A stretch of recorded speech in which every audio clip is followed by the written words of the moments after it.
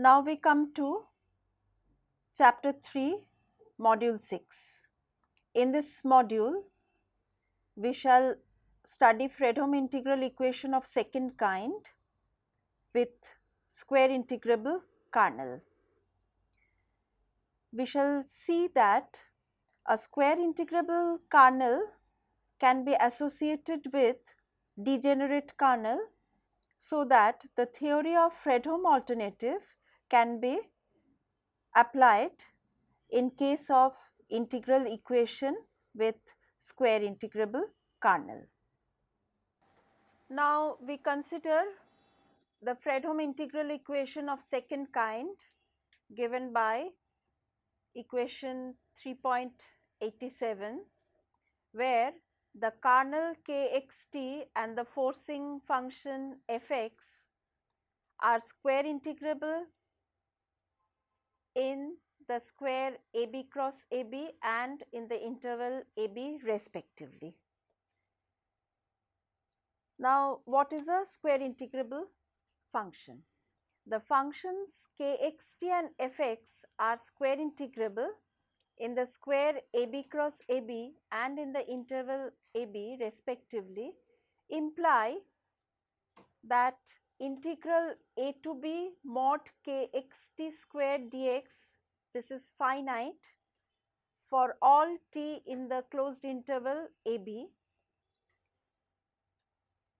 Also, integral a to b mod kxt square dt, this is also finite for all x belonging to the closed interval AB, and double integral a to b mod kxt square dx dt, this is also finite, and integral a to b mod fx square dx is finite, with norm of k, which is called the L2 norm of the function kxt. It is defined as double integral mod kxt square dx dt whole to the power half. Now, in this module, we shall see that a degenerate kernel can be associated with square integrable kernel, so that Fredholm's theorem, that is theorem 3.1 to 3.3 stated in chapter 3 module 5 for integral equation with continuous kernel, also hold in the case of integral equation with square integrable kernel. Now, the integral equation 3.87, this integral equation with square integrable kernel and forcing function can be solved by applying the method of successive approximations to obtain its unique solution, provided lambda satisfies the condition given by 3.88.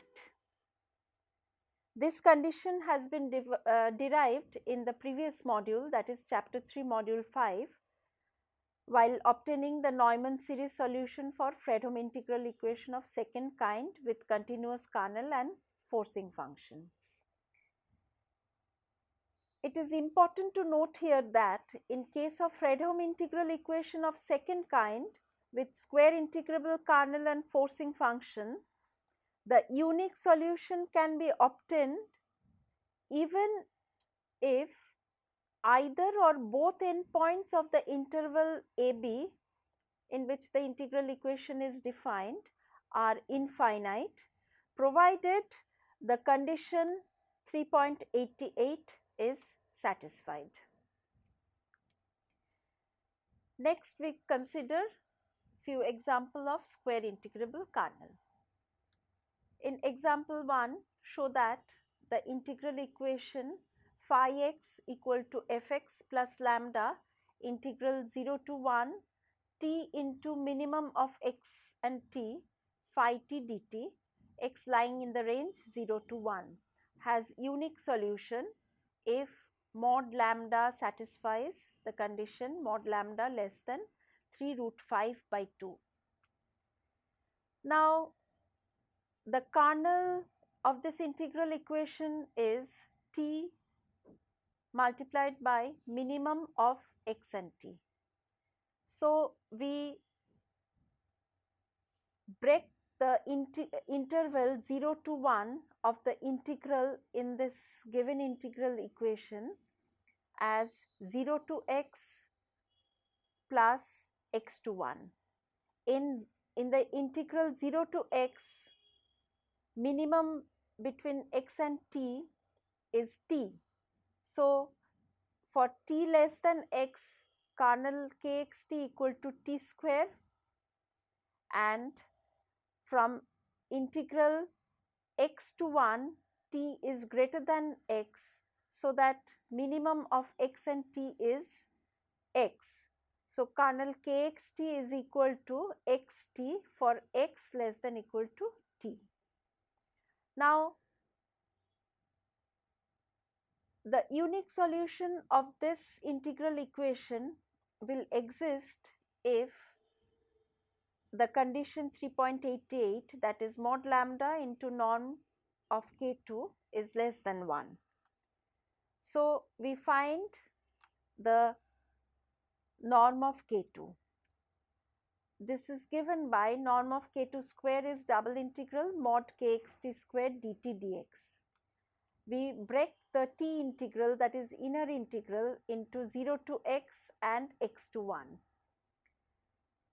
so that in place of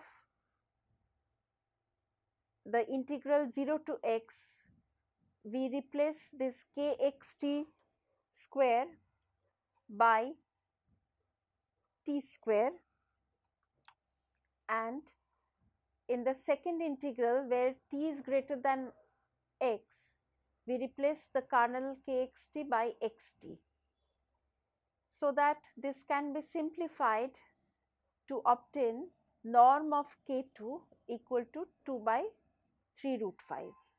Therefore, the condition for existence of unique solution is given by mod lambda into norm of k2, that is mod lambda into 2 by 3 root 5 should be less than 1, that is lambda should be less than 3 root 5 by 2.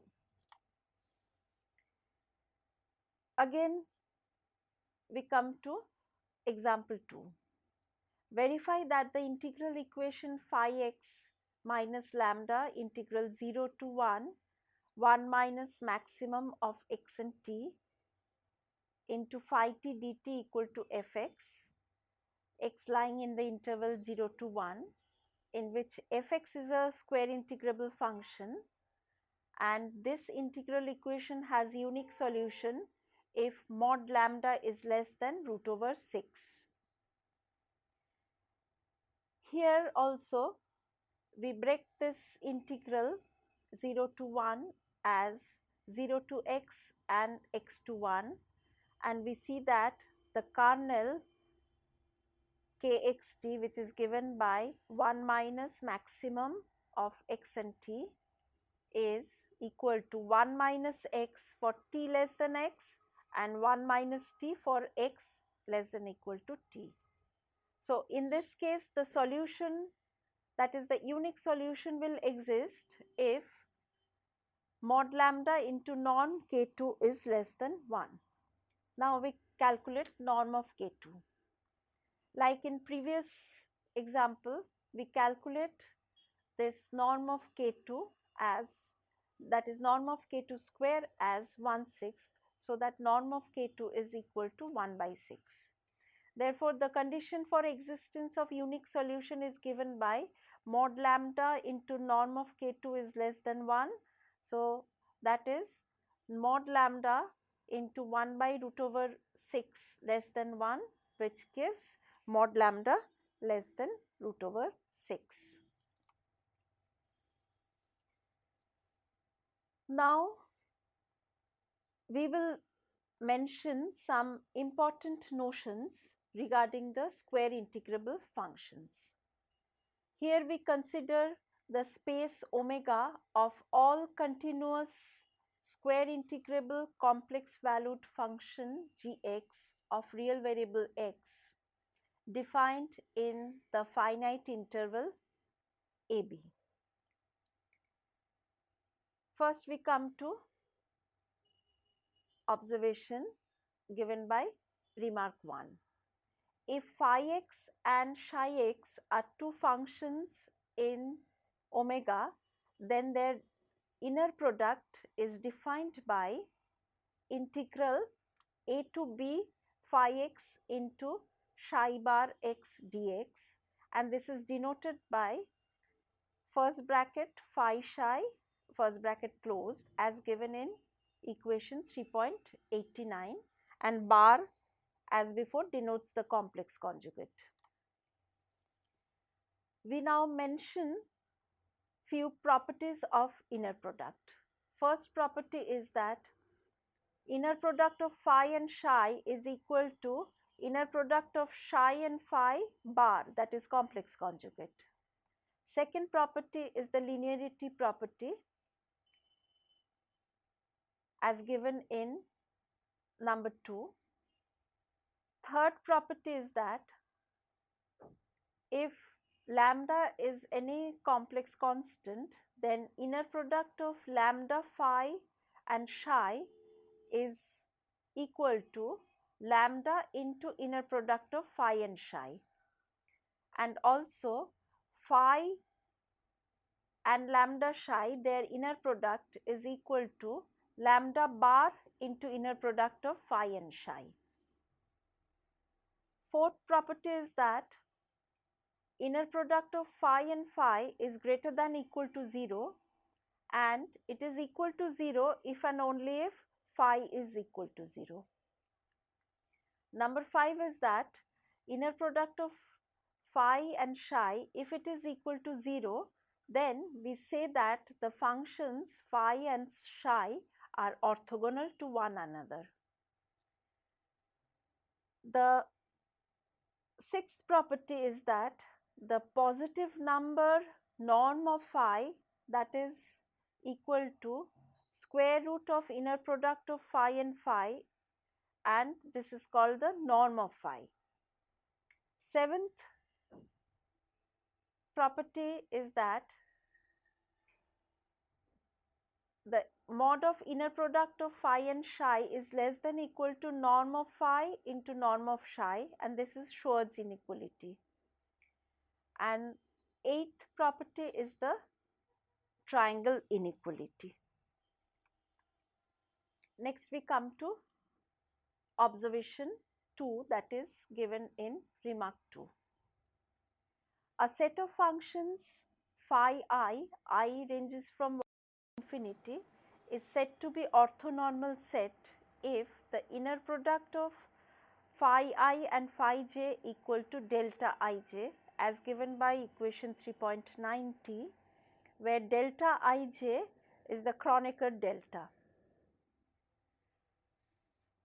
Observation 3 given by remark 3 is a given orthonormal set of functions in the closed interval AB is said to be complete if the only function which is orthogonal to all members of given orthonormal set is the null function, that is the function which is 0 in the closed interval AB except at a finite number of points.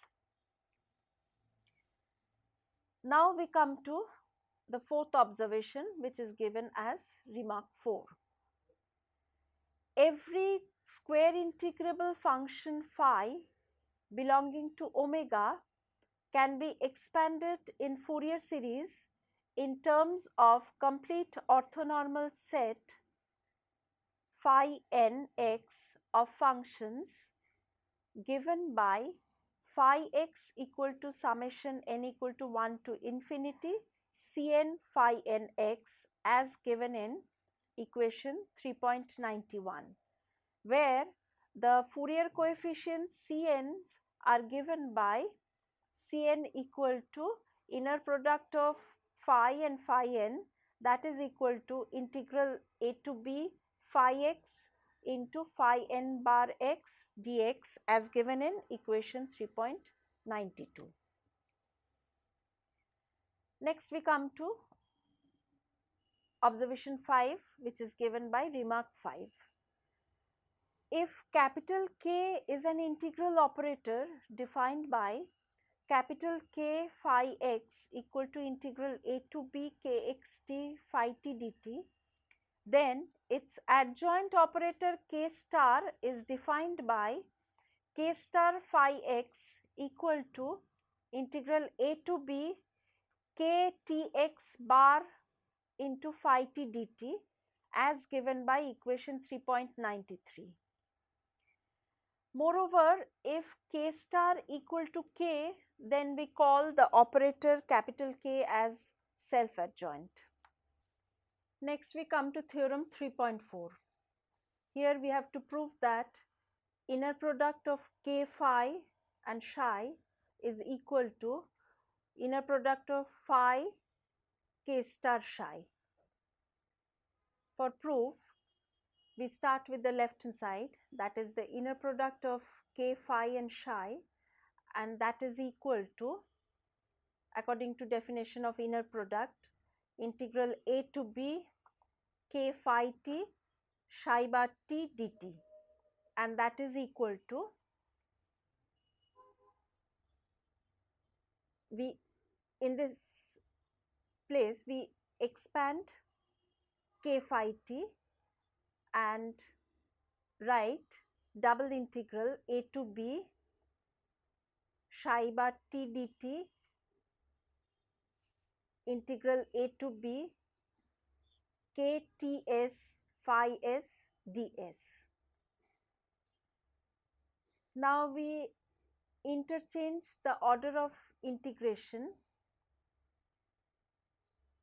so that S integral is the outer integral and T integral is the inner integral, and we get integral a to b phi s ds integral a to b k ts psi bar t dt. This inner integral can be rewritten and we get integral a to b phi s ds integral a to b k bar ts psi t dt whole bar, so that the inner integral can be written as k star psi s bar, where k star is the adjoint operator of capital K, so that we get this is equal to integral a to b phi s into k star psi s bar ds, which is the inner product of phi and k star psi. So this theorem is proved. Now we come to remark 6. The value of lambda for which the homogeneous integral equation given by equation 3.95, that is I minus lambda capital K phi equal to 0, possesses non-trivial solution phi equal to phi lambda x, are called characteristic values or sometimes called eigenvalues of the operator capital K, and the corresponding functions phi lambda are called the characteristic functions or sometimes called the eigenfunctions. Now we come to theorem 3.5. If phi is a characteristic function of capital K for characteristic value lambda and psi is the characteristic function of the adjoint operator K star for characteristic value mu bar, and if mu is not equal to lambda, then phi is orthogonal to psi. That is, the inner product of phi and psi is equal to 0. We have to prove this. For proof, we see that phi is the characteristic function of the integral operator K for characteristic value lambda. That means phi satisfies phi minus lambda capital K phi equal to 0. Similarly, psi is the characteristic function of adjoint operator K star for characteristic value mu bar. Then psi satisfies psi minus mu bar K star psi equal to 0. Now we consider the inner product of phi and psi. So instead of phi, we can write phi equal to lambda K phi. So that inner product of phi and psi is equal to the inner product of lambda capital K phi and psi. And by the property of inner product, we can write this as lambda into inner product of K phi and psi as given by equation 3.97. We again consider the inner product of phi and psi, and instead of psi we can write psi equal to mu bar K star psi.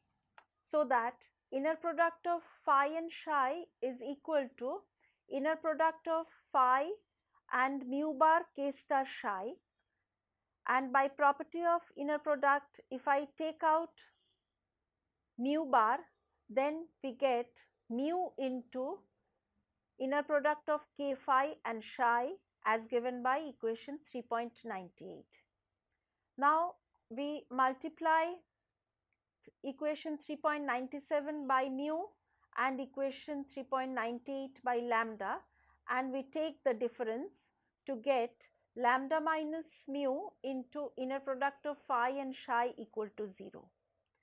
Since we have assumed that lambda is not equal to mu, therefore the inner product of phi and psi equal to 0. So far we have studied various results concerning the inner products of square integrable functions. Now we shall see how a degenerate kernel can be associated with square integrable kernel of Fredholm integral equation of second kind. Now, if the kernel kxt is such that kxt equal to k bar tx, then we say that the kernel is symmetric, and the corresponding integral equation I minus lambda capital K phi equal to f is called symmetric integral equation. Next we come to theorem 3.6. If k is a linear integral operator from space omega of all continuous square integrable functions defined in the closed interval ab to itself, and if there exists a finite complete orthonormal basis of square integrable functions phi 1x, phi 2x, etc. up to phi capital Nx spanning the range of capital K, then we say that the operator capital K is a finite rank. If capital N is the rank of the operator capital K, then we have the result that capital K phi x equal to integral a to b summation n equal to 1 to capital N phi nx psi nt into phi t dt as given by equation 3.99, where psi ix are square integrable functions in omega. Now we have to prove this result given by equation 3.99. Capital K is a linear integral operator which is defined by equation 3.100, where phi x, k phi x and small k xt are all square integrable functions which belong to omega.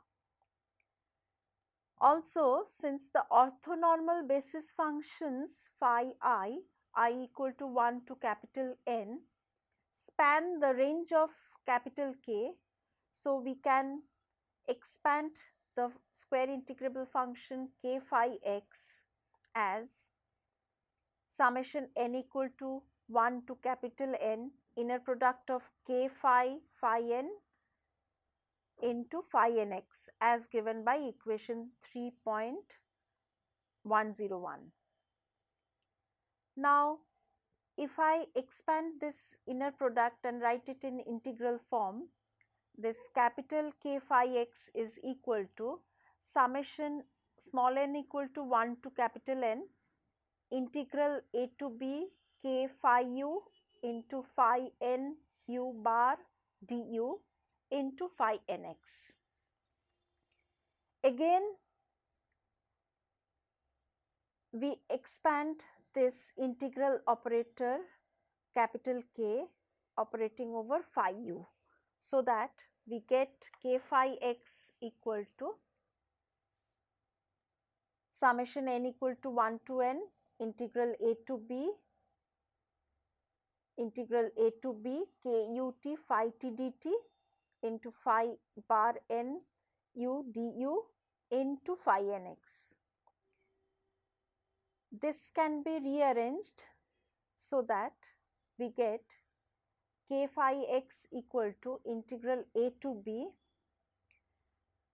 the summation goes inside, summation small n equal to capital N into integral a to b k u t phi n bar u du into phi nx, whole thing is multiplied by phi t dt. Now, we write the term in the first bracket of this expression, that is integral a to b k u t phi n bar u du as psi nt, which is given by 3.102, so that k phi x becomes equal to integral a to b summation phi nx into psi nt phi t dt as given by equation 3.103. So, if I compare equation 3.103, that is k phi x equal to this, with the equation 3.100, that is k phi x equal to integral k x t phi t dt, then we can observe that this k x t is given by summation n equal to 1 to capital N phi nx into psi nt as given by equation 3.104, except for a finite number of points in AB. So, we can observe that an integral operator of finite rank has degenerate kernel associated with it. Hence, the Fredholm theorems 3.1 to 3.3, which holds for Fredholm integral equation of second kind with continuous kernel, described in chapter 3 module 5, are valid for Fredholm integral equation of second kind with square integrable kernel. Thus, from theorem 3.6, we have seen that integral equation with square integrable kernel can be associated with integral equation with degenerate kernel, so that the theory of Fredholm alternative can be applied to integral equation with square integrable kernel. Thus, in this chapter 3, we have seen that the Fredholm alternative can be applied to integral equation with degenerate kernel, also to integral equation with continuous kernel, and finally to integral equation with square integrable kernel. So, with this we conclude this module as well as chapter 3.